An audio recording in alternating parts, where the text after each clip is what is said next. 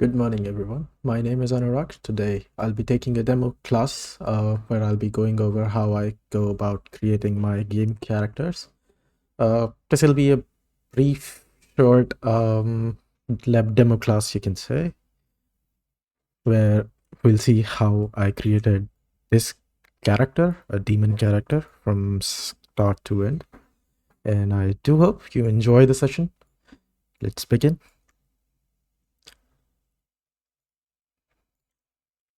Well, to begin with, I go about planning, which is the most important aspect, I would say, of any project in this creative industry. To talk about a bit about myself, I have completed my bachelor's from Chandigarh University. Then, post that, I went for my post graduation from Canada, Fanshawe College. I have completed my postgrad, and after that, I returned to India. I've been working in gaming industry for 4+ years now, and I've been really fortunate to work on some of the best games, I would say. Technicolor Games is the biggest name in the gaming industry as of what I remember. So I was fortunate enough to work on games like FIFA, GTA, VR versions, etc. And currently I'm working with Little Red Zombies, where I am a character artist and I do hair, characters, a lot of stuff. So begin with, I started, as I mentioned, planning. So why planning is great? Because you need to plan ahead. If you go about without planning anything, you'll be sitting ducks. You'll be like, your mind will be going haywire. You don't know what to do, what to accomplish per day. So get your expectations for the day straight, and that is why we require planning. Now I go about weekly planning, but you can micromanage it as much as you want.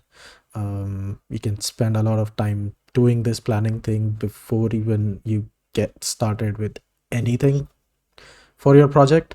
This will make your work very easy at the end of the day. So once we begin with planning, so it goes the first week where we do all of the gathering the resources, references. So suppose you got your a reference which you really liked, so you are surfing over the internet, you found an image and you're like, okay, well, this is a really good project that I want to pursue. Say, suppose you liked a character, it could be a 3D character, it could be a game character, it could be a movie character, whatever, it could be a real person, anything. And then you start about finding more references regarding that character. Maybe it's not exactly the same thing, but similar looking projects where people have maybe created the same character, or if it's a real person, for suppose it's an actor, you can find a lot of images over the internet. So once you have a lot of images for that person, why that is important? That is important so that you get multiple angles of that particular character. You get a good feel, okay, how this character is. So it's more like getting into the character. So with the more the references, I would say, the more closer you get to the references. And once you are closer to references, you really get the gist of it. Okay, what this character is and what storytelling you are going to tell with this particular character. So that is why it is really important to get or gather all the images that are required. Well, in future, I mean, I'll be showing you in this video that how mood board, creating a mood board, which is also a reference board, helps you with the final representation of your character, like how it is going to be looking. And the second thing, what we'll do in the first week itself is that once we have the all of the references, well, we'll be breaking down those references. So breaking down those references means again, planning how you are going to create this character. How about you will be accomplishing things, as I mentioned, micromanaging, like what will be your first task to the last task, how you are going to work on it. Say suppose a character has a lot of assets built together to complete one character. Suppose it's accessories, there are armor sets, there's clothing, there's the body, there's head, face, etc.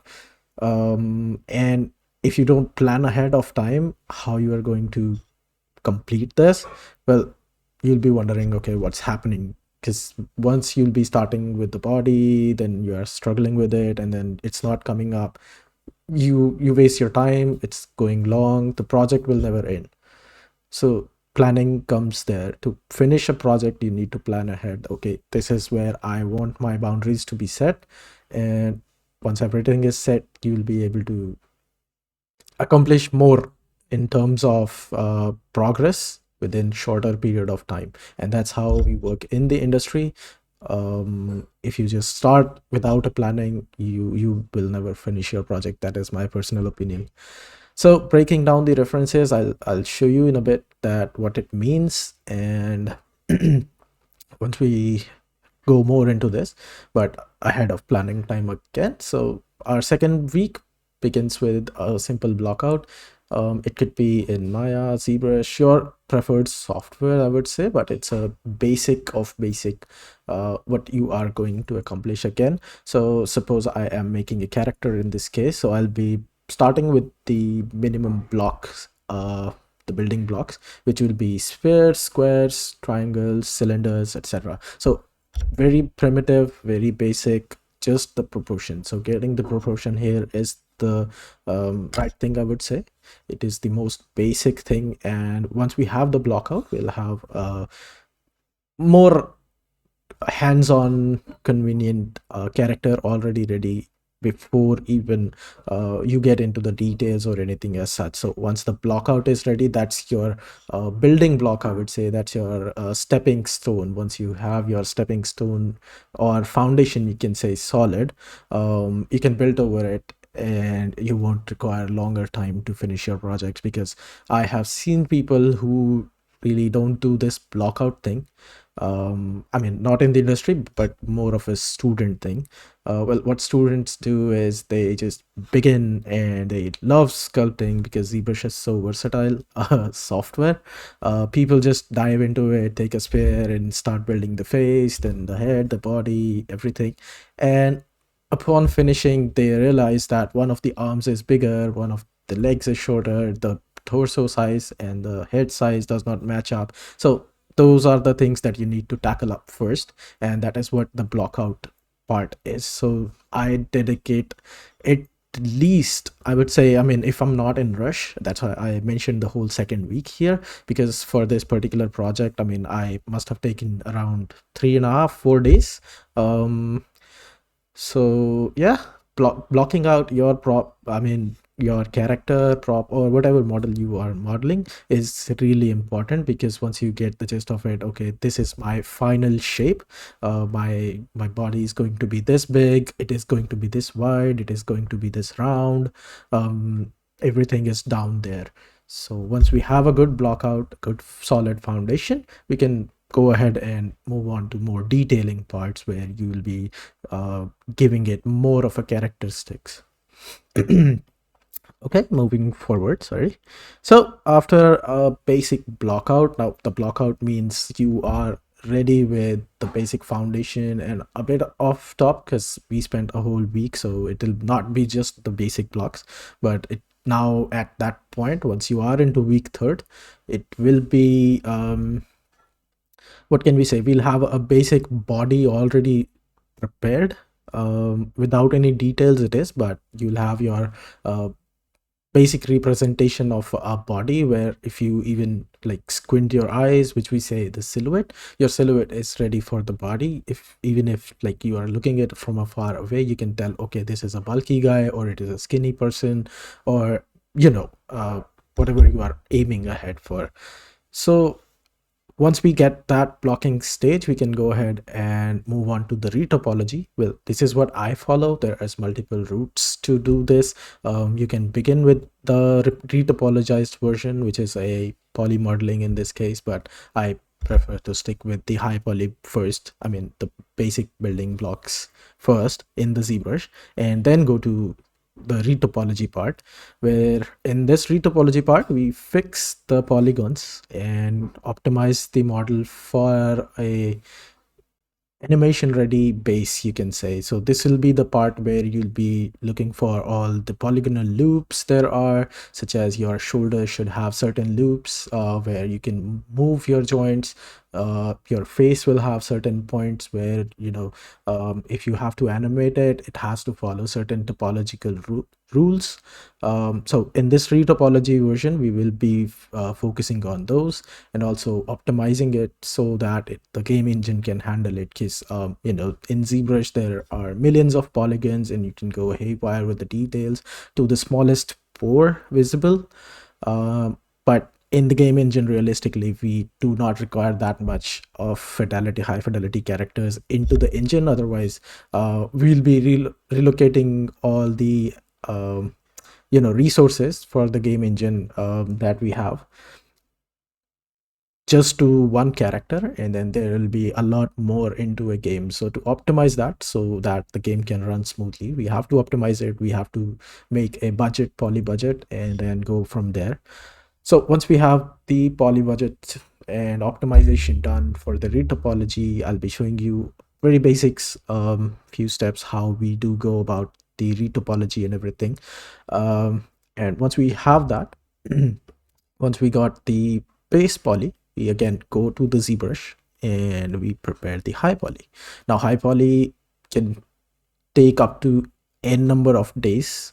It's up to you. You can go there for months, for years. It depends on you. Again, there is no right or wrong in this. It just depends on how quickly you want to finish your project and how satisfied you are with your end results. So for me, I would say for your personal projects, I would spend about good week on this.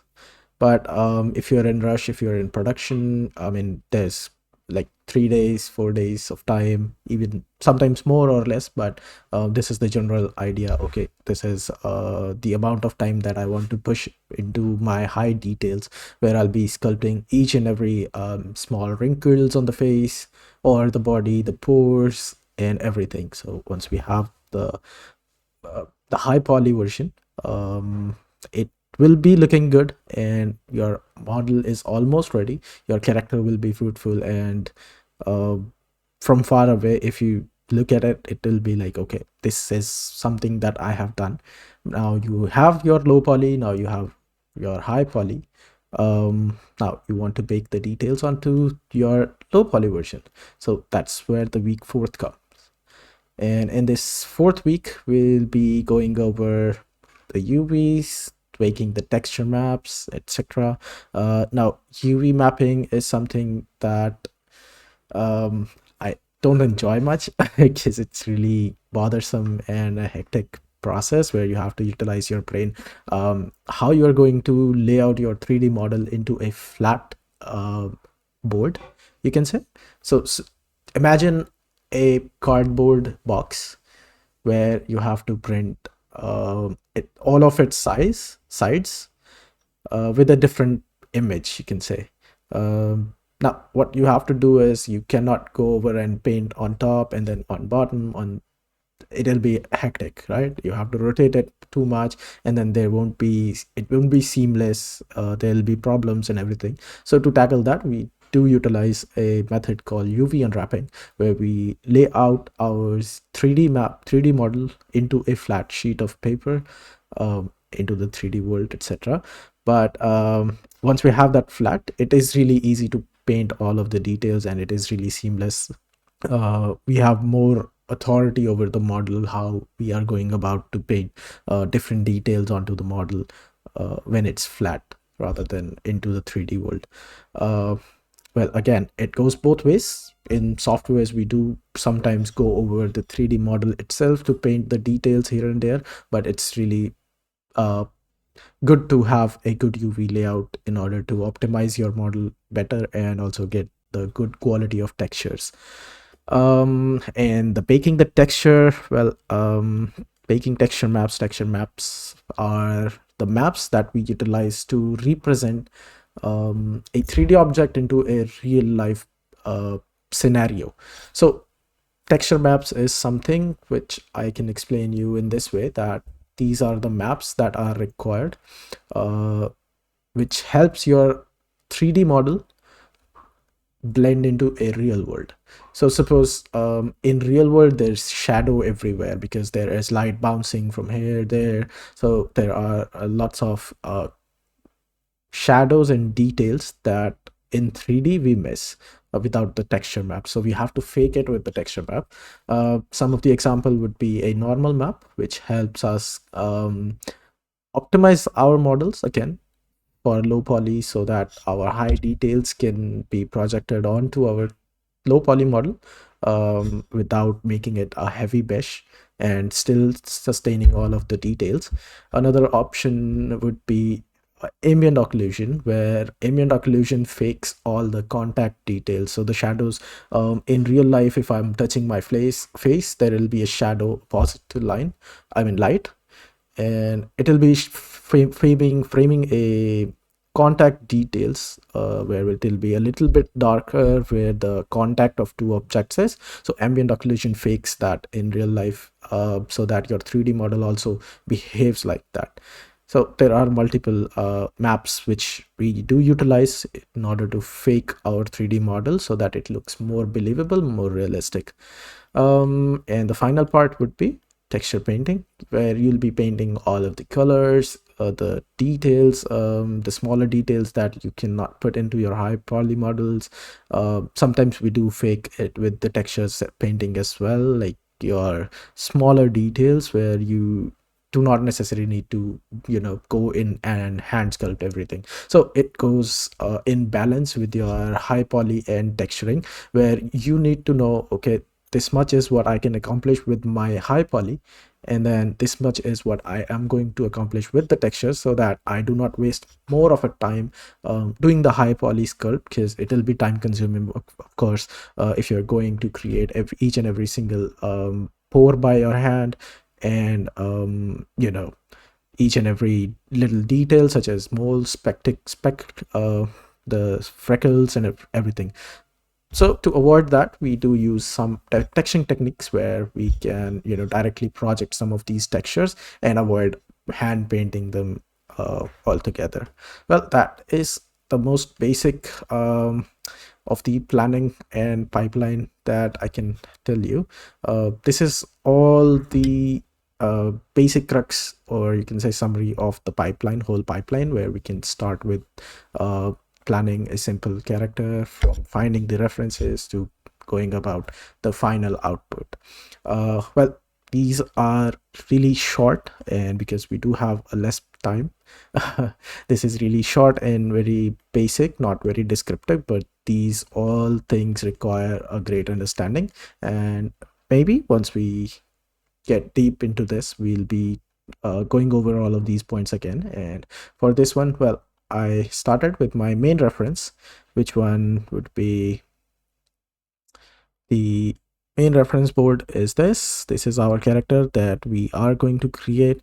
And then there is a mood board where I collected different references where they are similarly appealing, or visually looking same for our character. If you can see, this concept does not have much of a detail, but in order to create a 3D model where I know, okay, this is what I want from my character, this is how it's going to look. So I don't know how his face is looking now. It could be a demonic face, it could be a human face, or whatever. So it's up to me. So that is my own creativity, but how do I get those ideas is what I find in the references. So I found a lot of references where my character could be, because I know this character is going to be a bald character, so I selected few of the options, but I also have more variants of it in order to inspire myself to, okay, this could be an alternative version where I could go with this style as well if I want to. So yeah, these are the references where I found okay, the leather, how it looks, the metal armor, the clothing, how the sword, and for the poses, the materials. So this is what I found, and this is a good breakup of a character that I found, where there are UVs laid out. So this is the face, the hand, feet, a neck area, then the body, the torso, and the armor, etc. So this is a good representation of the UV breakdown that we are going to learn, and this is, see how this is a low poly, but it still have all of the details baked into it. That is where the normal maps comes into play. And a good representation, again, the total triangle count, this is to tell you that, okay, how this character is optimized for the game engine to be taken. And with this information, um, the game engine, the developers, and everyone can, prepare ahead of time. Okay, this is the resource that we are going to allocate to this character, so that we have the spare, resources for the other parts of a game, such as environment, props, everything. Okay, and then this is for understanding, okay, how detailed I want to go with my poly loops. Am I going to deform and animate all of these very closely, or is it going to be a game character where it's not going to have the eye movements and everything, so I can really save up my polygons and the details. And this is a character, again, a demonic character where he's bald, his facial expression and everything looks good, and this is what I mostly followed, I believe, this and this for my reference when I was creating the face of my character. And with the breakdown of the references is what I mean by this. So the blockout for the body, so the proportions, the 8 head standard proportions, breaking down the basics of basics. Okay, how our character is going to look in terms of very basic, like as I mentioned, spheres, cylinders, triangles, etc. Well, this is the silhouette where once you get the blockout, I mean, this is again image, but if you get the blockout to this phase where you have already defined all of the most basic figures, how your body is deconstructed, well, you'll have something like this, which will be a silhouette. And even if you look from far away, you still know that, okay, this is a human character, and that's where the breakdown is important. Well, this is what I was talking about when I was talking about the final basic of the structure. It is not defined, it is not in any way detailed or anything as such, but it still feels like, okay, a human body. And that's what we want to do in the first week or the second week at least, so that once we have this, we can go ahead and do the retopology for the character. And there's more breakdown for the torso, the size, shape, the balancing the right proportions. And then there's all of these planes where you can deconstruct your face onto the planes, so it's easier to understand how it is represented in 3D, 3 dimensions. If you see, okay, the nose goes down and this has a bit of curve like this, so here different angles comes in handy, because now if you do not research, if you do not find more references, you won't have. So suppose if I started just with the face, I do not know, okay, how the side looks. That's where the references comes into play. So that's why you require a lot of I mean, this is not my final facial reference pack. I had more of these, but I'm not showing that. I'll be showing in a bit, but okay, this is just for the mood board. Okay, how my character is going to finally look like, what will be its final showcasing method, how it's going to be looking. So something kind of a backlit and dark and moody. So this is what mood board said. And also I had few representations of like what my character could be. Is it a demon, is it a human, that ways. And then there goes the breakdown, then comes the anatomy. Well, I'll begin with the most basic things, all of the muscles of the body. Well, why muscles, why anatomy is important? If you're building a character, anatomy is the go-to thing that you need to learn. I know it is a bit boring, where you need to go over all the bones, where the muscle starts, where muscle ends, all of the joint details and everything. But as a veteran artist, now being in the industry for 4 years, I cannot stress over it how much this anatomy knowledge is required. And no matter how good or how experienced you are, you need to still resort to these anatomy references. And yeah, I'll say the faster you get used to the anatomy, the better the character artist, at least. Sorry, the better the character artist will be in terms of creating a good representation of realistic human. So yeah, all of these anatomy, different like sizes, shapes, stylized, realistic, whatever, but it still follows the most basics of basic anatomy rules, that your length, the proportion of your head, your torso, face, legs, it remains same. So yeah, you can see how basic it can start, how you detail it, and where the final results come in. So the building block, your foundation, is really important in creating a good character. So once your foundation is strong, you get your basics right, then get your retopology in, you get high poly in, and you have your final version where you render it, show it to the people, and yeah, that's the final verdict where you have your character thing done. Well, that's all about in here, where this is all about the most general go over briefing I can give you. Now we'll move to our softwares in terms of what we are accomplishing. So this is the final model that I created for, this is my personal project, a demon, which I showed. And yeah, this is the final look. I hope you like it. It has a lot of details built into it. If you can see,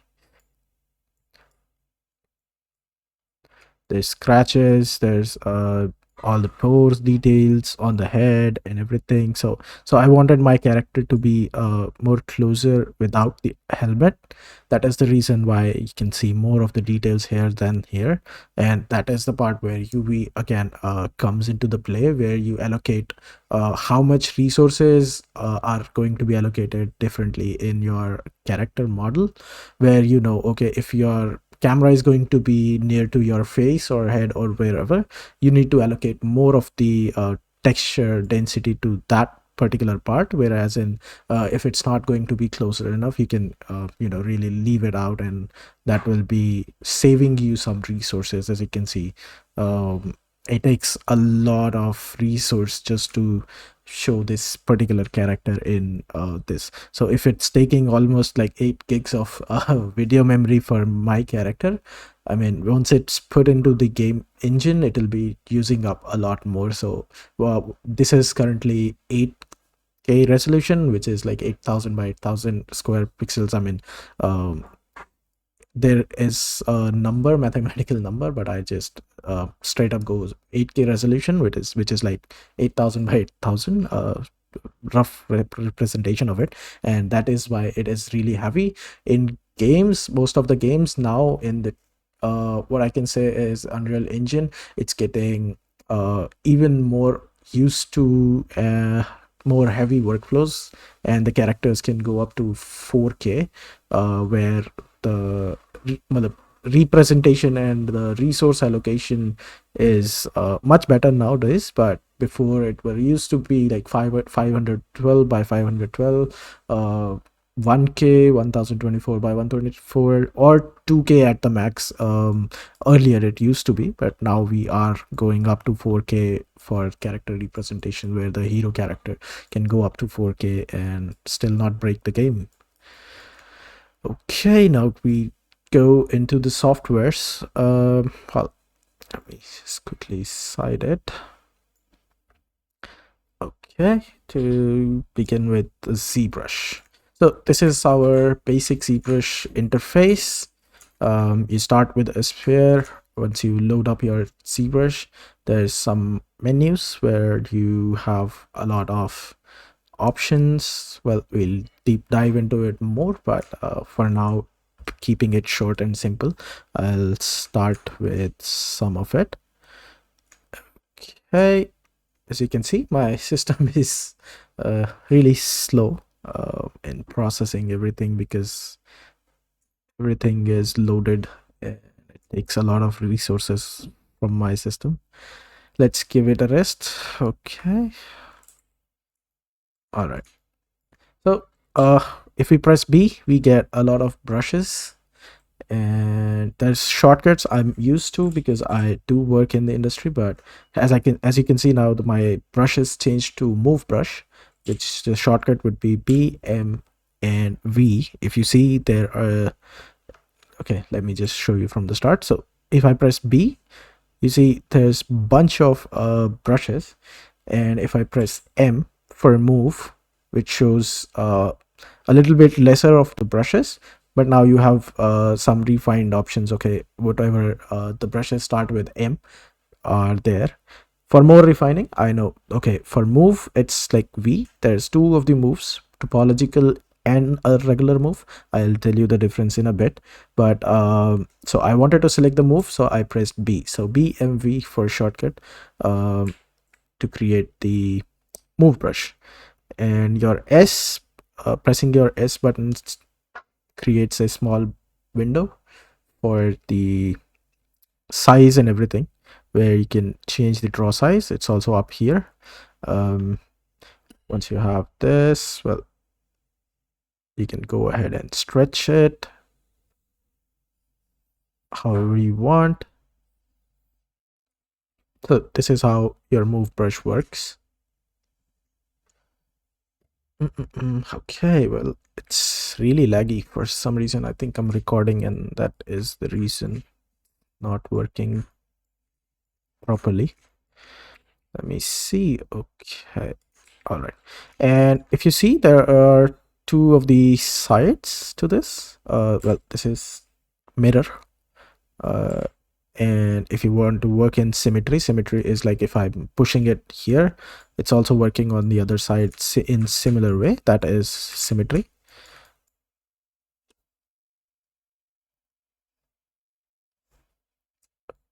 Okay, well, no worries. Okay, so I'll just show you what basic of ZBrush is. So if I go in here and then I go in,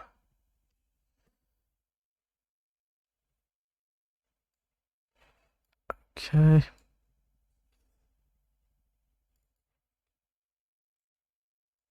okay, something like this, and I press W for the gizmo move tool. If I do this,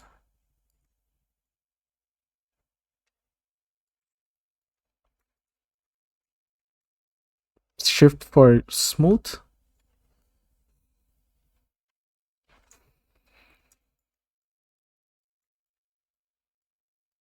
and then you go about like, I'm just simply using move brush. I'm pressing S for the size, which is a shortcut, shift for smoothing, and there you go. So here you can change the intensity, where how much intense your actions will be. So to really smooth it out, you lower down the intensity for that and increase the intensity for move, so you can move it in bigger chunks. If you decrease the intensity, it will be moving a bit less. So that comes in handy once you want to stop changing your shapes in a bigger way. Okay, and then you go like this. So now, well, I am doing this from my memory, but you don't have to do it from your memory because there will be references and everything. This is just to show you, okay, how we go about creating a very basic of a model, the block out in this case.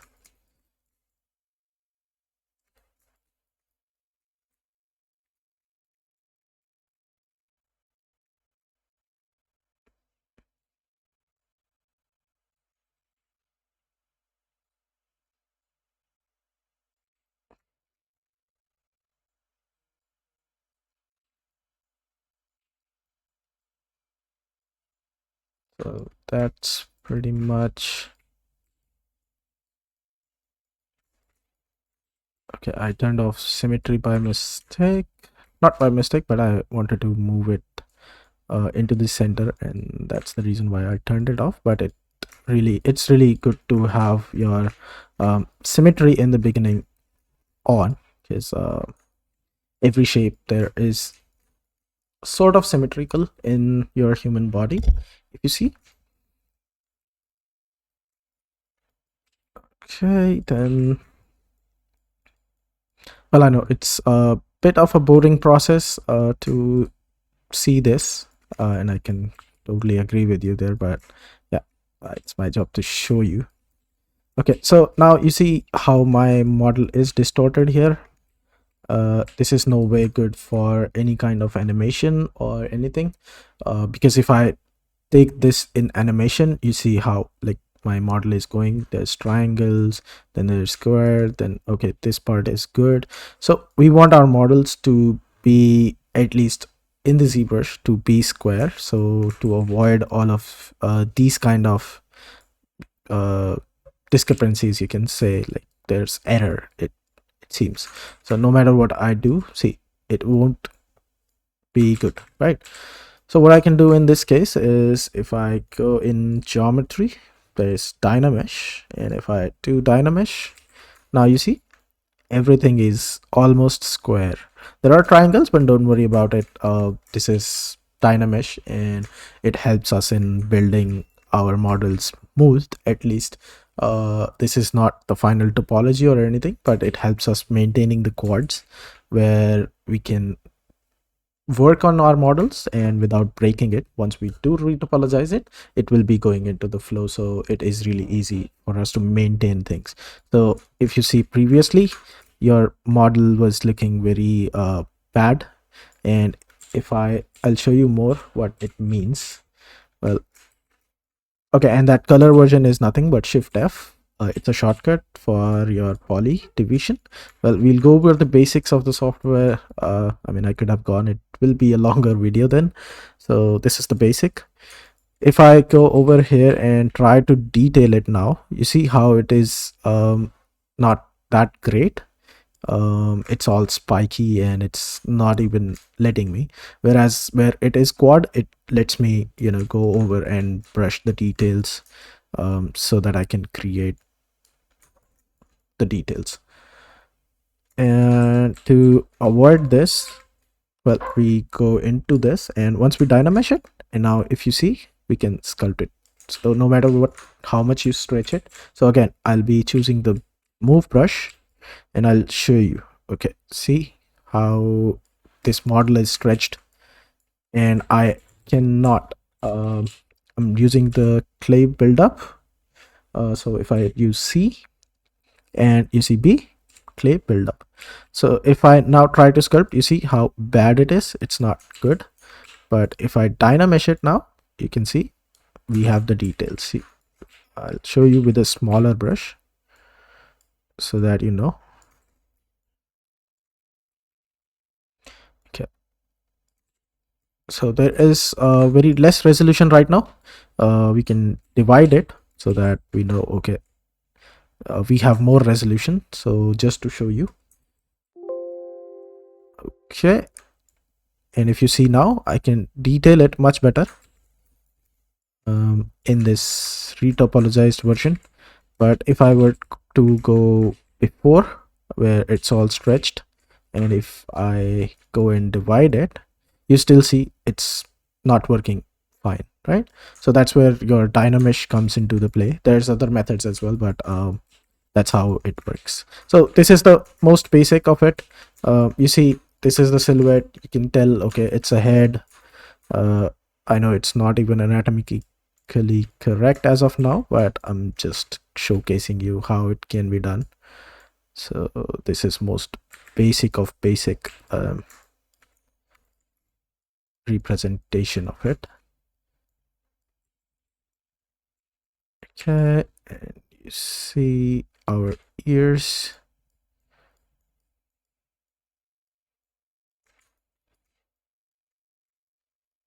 Okay, then you can go ahead and create the socket for your eyes, your nose, and then you can create a socket for your mouth here, something. I mean, this is just your basic representation, but again, you see how quickly we blocked out without having to spend a lot of time into, you know, wasting your efforts going into the details and stuff like that.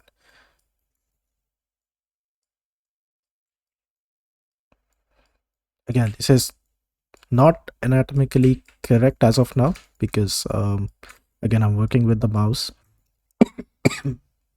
Sorry. I'm working with the mouse, and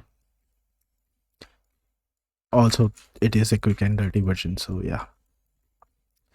But you can see, so if I press V on the keyboard, and you see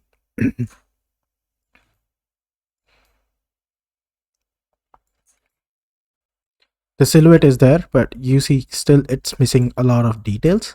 Whereas in if I go and move it ahead a bit, because there is the bone, there is this bone that protrudes out from our forehead. This goes inside, I know.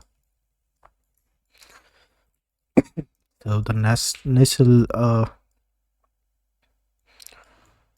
nasal bone, and it comes like this. And then there's your cheekbone, which goes like this. And here it is, something like this. So that's your basic skeleton, very basic in terms of silhouette and everything. But as you can see, you can still tell that it is a human skeleton, or at least, I mean, very basic of it. If you see in the silhouette there, that's how you build up. I can go ahead and do more of a block out on this. Suppose you want your shoulders. Okay, so this is the mask button where I'm masking the parts that I don't want to move. So now even if I have my brush made bigger, it won't be affecting my head part. It just affects this, and I can easily stretch it out. I can do anything I want. So something like this, and then I can go again and retopologize it. And there you go. We got our shoulder blades and everything. And that's how we block out. This is one part of it. I can go over multiple subtools as I showed you in the reference pack, if you can see. So this is what I do usually when I'm blocking out. So there's a spear, there's different part of ear, then there's cylinder, sphere for your shoulder blades, then cylinders, a cube shaped into your hand. So this is more like what I use to block out, but this was just to show you, okay, this is how we can do it quick and dirty if you want to conceptualize or anything, and we are short on note anyhow. Okay, so moving on to what we have from this. So this is what I built. So this is a retopologized version already brought in from Maya. So after I did a basic sculpt, I went into Maya, made my retopology, and I came back here into the ZBrush for more of the details. And if I zoom in and show you more of the details, so if I press D on the model, it will take me to more subdivide, and you see it changed a lot. So on my lowest version, there's no details on it as such. If I take it more into the details, you see there is more details. So this is the base version. This is after retopology, there is no detail at all. This is the very basic structure of my character, but you can still tell, okay, there's wings, there's head, there's body, there's hands, there's everything, and it does not have any detail at all into it. So this is what you get after you are done with your base mesh, which is your week 2, and then you start with your high poly, which is the detailing part. So one subdivision I detailed more of the details onto it. There's, you can see, okay, now we have more information on the body as well. So if you go here again, stepping one step down and up, down and up, so you can see the difference. So there's basic structure is still there, but the refinement comes when additional polygons are added. So I'll show you what polygons are being added. So if you see how big of a polygon here, and how big of a polygon, how big of a polygon. If I divide it, you see it's divided into two. So that one single polygon is like doubled itself, so it makes like a 4 of into a single polygon. And if I further divide it, you see it won't show you, but what's happening inside is because it's a ZBrush software, you see it goes more into further dividing it. Let's see more further into quads. So now that particular smaller polygon is divided into 4 itself, and that's how in steps you go even more in detail and in detail and in detail. Now if you see, this is the third step where you do see even more of the details into the face. So most basic, then your first step where okay, your more of refinement is there, but even moving further, you see more of the refinements, more of the wrinkles coming in, more details following up. One more step, now you have even more refined details, even smaller wrinkles into it. So these are all done by hands, and you see the wrinkles, all of them, the facial folds and everything. And if you check out the body, there's details in here. So if you go one more step, now it's very smooth. So as you can see, now it's a complete high poly model. You can go over the pores details and everything. So each and every pore, I can show you just very basic how you can go about creating pores. So suppose I take this alpha map and then I drag and drop. You see how you can create pores. I mean, it's a bit larger for the scale, but this is just to show you. So if I make it small, so it is directly proportional to your brush size. So if I really make it small, so as you can see, there's less detail, but it's pores. And if I do a color spray, you can see it will be spraying it all over the face. So you see how you can add up those details, the skin details, the pores and everything. So you can do that, but for this one I just left it out because I knew if I'm going to detail all of the pores by hand, it'll take a lot more time for me, and I could have already done it in the texture. So I'll just finally show you what happened after this. Well, for again, moving on, what happens after this, we go into the substance painter. I won't show you the body again because as I mentioned, there it is really heavy and taxing. So I'll just show you the piece of armors that I did for this, and it remains the same. So you can see there's a lot of details in here, a lot of scratches, grunges and everything. So that's all done in the textures. I can definitely do all of these details into the ZBrush, where in high poly I could, you know, go over and create smaller scratches and then bake everything, but that takes a lot of time, and that's where you mark your boundaries. That's in the planning stage, that how much time you are going to spend on your high poly, because you can go in each and every details. So as you can see in the leather, you can see there are a bunch of details, the leather skin, and if you see how it reflects and everything, there's small bumps and everything, and then there's these metal plates and everything. Well, you can always do these in high poly and it comes out really good, but that's where you draw a line.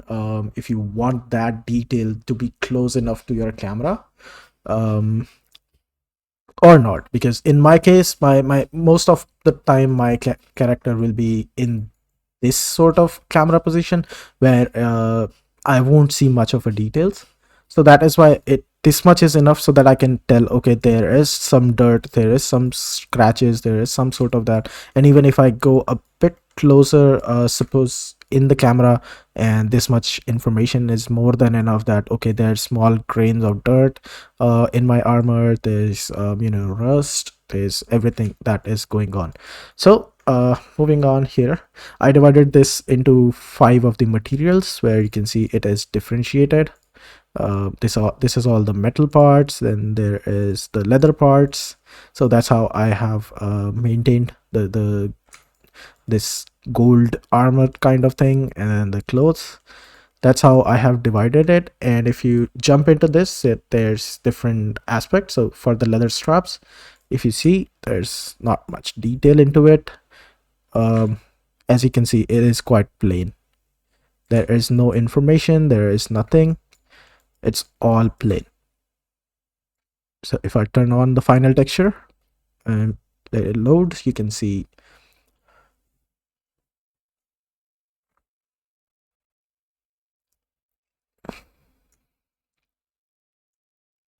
okay, it's a bit slower on my PC again. It's an old machine and it's take a lot of resources for this high quality of character to be rendered. Well, now you see there's a lot of details into this.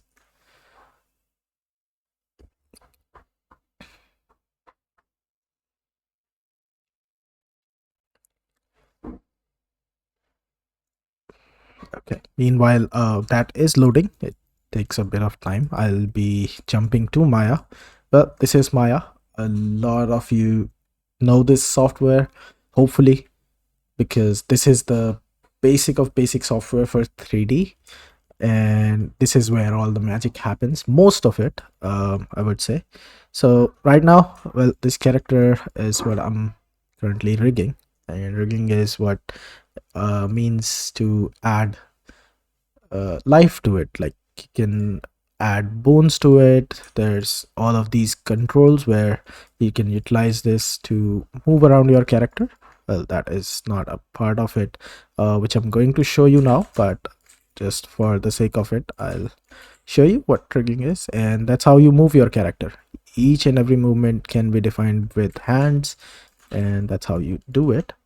Okay, well, for now we'll just close this, and let me see, we'll just go with this. Okay, and then again, only the demon body. Well, this is the very low poly version of my character, the demon. Inside Maya, you can see there's no details without the textures. If you can see in the ZBrush, you do see that. Let me just quickly load up the ZBrush.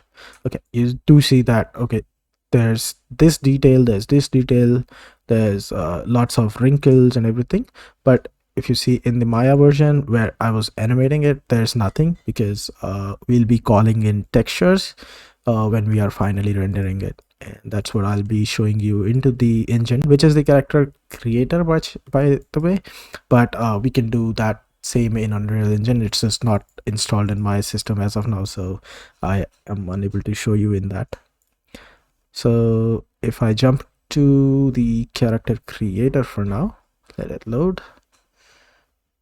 Okay, yeah, now if I go in here, okay, it's really slow. Let me just quickly pull off the armor if I can. Okay.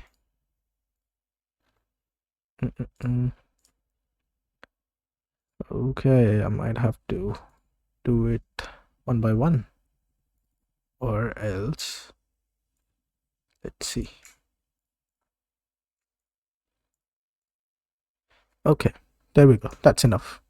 That's more than enough to show you what I mean by character. So now you see there's a lot more detail going on.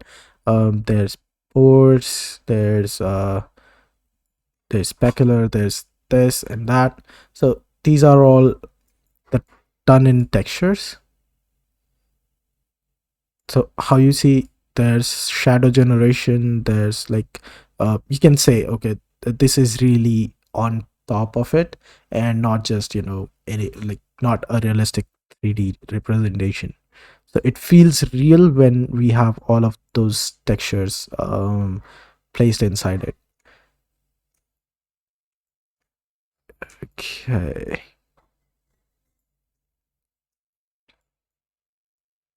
Yeah, that's it. Well, that's about it for the pipeline. I can really show you like, okay, what texturing feels like if I come here and if I, okay, let me just quickly delete this one because I think it had no detail. But if I go in here and I click on this, it's a paint layer.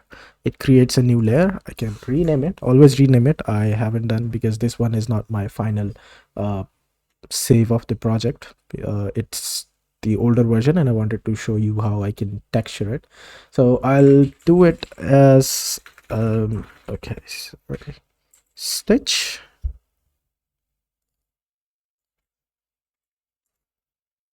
Oops.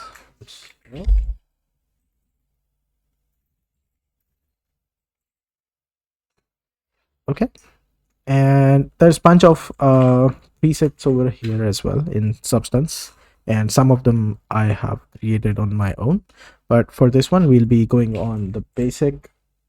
And if I search stitches, there's multiple brushes, so I selected the cross stitch brush, and if I go on top of it, well, you should see something. Okay, there's some of the stitches coming up gray. So now I do want to change, suppose I want to change the color of it to white so that it's easier visible. Then there's options, thin threaded, twisted threaded. You can see it update here. So thin threaded, and there's puncture intensity, like how much it is going to puncture. I can do that. And then for seam, okay, if you don't want seam, you can go ahead and turn that off. There's more of the details where you can push up the range of it and some of the ambient occlusion to make it more darker. Then there's also this where you can change the size of the stitches, where I don't want it to be too thick because again, our stripes are really small. So if I come in here now and if I go over it, you can see the stitches coming. Well, you can play with it. There's multiple option, and this is just one brush. There's multiple brushes. There's single threaded, there's the cross, there's a fabric foldable stitch as well, and into these as well there's multiple options. So you see cross, straight, something like this, where you can you know, it is like on the balls, the tennis ball, where it is like on the single side and it goes inside, done by machine. So there's multiple option. There is one back running which goes underneath, so it is not visible, the seam is not visible on top. So there's multiple option you can choose from. I'll going with simple cross, and it is directly proportional to your this cursor size. So if I make it really big, you see the stitches will be big. So if I make it really small, the stitches are going to be small. So you can directly paint over them, but you see your mouse or your pen tab or whatever you're using to draw them, it will be not consistent enough. So to make it consistent enough, you click, you press shift, you hold it, and then you click. So that's how you make really consistent and straight stitches. That's how it is. And as I mentioned, this was not my final model that I loaded up, and that is why you see there are multiple discrepancies here. The UVs that I laid out for this is not good enough, and that's why it is missing some of the parts here. It's not for the brush, it's not the brush is faulty, but here the UVs are straight enough, here the UVs are scrumpled and it's not good enough. So that is the reason, and that is the why I wanted to show you out, okay, why UVs are important. I'll show you again in the 2D version what is happening over here. So as you can see here, if you look, oh, okay, it's straight only.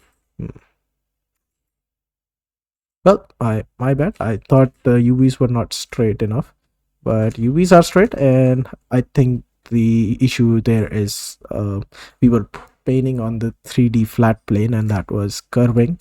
That is the reason why it didn't pick it up. That's where your 2D UV also comes in handy. So if you see some discrepancies, you can always come in and paint over the 2D version of it, and once you go back to your 3D version, you can see, okay, there is your textures. Well, there's something going on with the lighting or the UV baking, I mean the map baking, but again, as we painted on the flat, you can see it updates in the 3D. You can also paint in your 3D itself. And that's about it. Well, that's how I created all of these textures. Let me show you for the metal as well. So you see there's a lot of filters. We have the sharpen, which makes it a bit sharp. Now if I turn it off, it's going to load, but I'll just show you. Okay, so there we go. If I turn it off, you won't notice the smaller details, but there's like grunge which gets a bit sharper.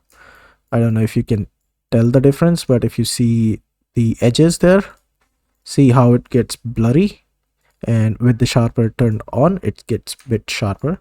So that's that. Then there's AO dirt, which represents the dirt, where your the dirt particles, how dark it is, how it's contacting your material, how it's working with the shadows. That's how your AO defines it. So as I mentioned, ambient occlusion fakes your 3D touches to the ground. It represents the fake shadow where the touches are. And for that, I can show you here. If I just remove the ambient occlusion altogether from the bake thing, you'll see what difference it makes. Let it load, give it a minute.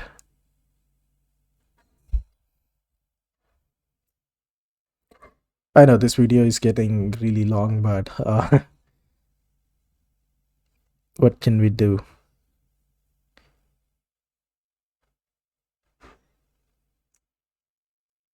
Okay,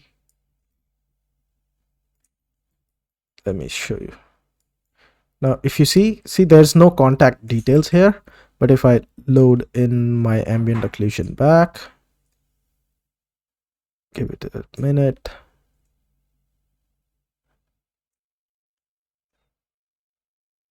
You see how some of the contact details came in back.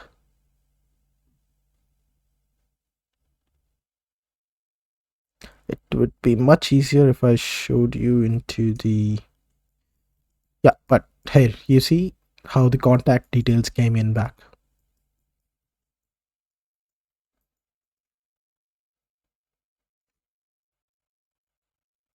So these are the basic materials where maps, I mean texture maps, where you bake them in the software. So there's normal map. The most basic and the most required one, important ones, are the normal map, the ambient occlusion, the curvature map. So these are the three maps which define most of your 3D material into a realistic 3D world. Well, that's my time, and I hope you have learned a bit, and I was good enough to teach you a few of the things. Well, if I had more of a time, I would have loved to go over a lot of things in detail, but yes, this is where I have to stop, and goodbye. Thank you for having me.